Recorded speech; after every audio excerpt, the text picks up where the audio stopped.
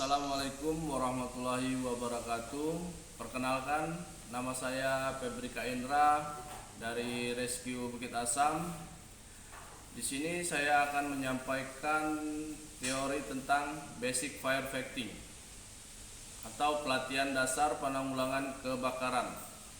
Sebelum kita membahas pelatihan dasar penanggulangan kebakaran, kita harus mengenal apa itu api. Api adalah suatu reaksi kimia oksidasi yang terbentuk dari 3 unsur, yaitu panas, oksigen, dan bahan mudah terbakar yang menghasilkan panas dan cahaya. Kebakaran adalah suatu nyala api, baik kecil atau besar, pada tempat yang tidak kita hendaki, merugikan dan sukar kita kendalikan. Setelah itu kita akan membahas tentang tahapan manajemen tanggapan darurat dibagi menjadi 5 tahapan. Yang pertama, pencegahan. Pencegahan tujuannya untuk mencegah kondisi darurat. Contohnya, jangan merokok di dalam rumah. Yang kedua, mitigasi.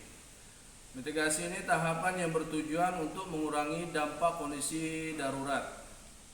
Contohnya penggunaan alat api ringan atau APAR di tempat rawan suatu bencana. Ketiga, kesiapsiagaan. Suatu persiapan untuk perencanaan tentang tindakan pencegahan. Contohnya persiapan alat-alat dan personil di suatu bencana. Yang keempat, penanggulangan. Tahapan ini bertujuan untuk penanggulangan kondisi darurat. Contohnya, melakukan evaluasi dan identifikasi bahaya kebakaran. Dan yang terakhir, pemulihan. Tahapan yang bertujuan untuk pemulihan kondisi darurat. Contohnya, membersihkan sisa-sisa penanggulangan kebakaran dan memulai rencana pembaruan. Nah, setelah itu kita akan membahas tentang metode pemadaman kebakaran, yang dimana metode ini dibagi 4 tahapan. Yang pertama, cooling atau bisa disebut pendinginan. Cooling itu sendiri artinya di saat ada suatu kebakaran, kita bisa menggunakan air untuk pendinginan di suatu kebakaran. Yang kedua, smothering, mengisolasi oksigen, adalah di saat ada suatu drum yang terbakar, kita bisa menutup drum tersebut menggunakan fire blanket supaya oksigen di dalam drum tersebut tertutup. Yang ketiga, stop atau stop supply bahan bakar.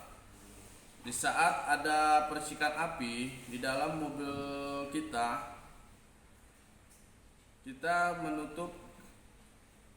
menutup tangki supaya bahan bakar tersebut bisa kita kendalikan. Dan yang terakhir, breaking chain reaction atau memecahkan rantai reaksi kimia. Di saat ada suatu kebakaran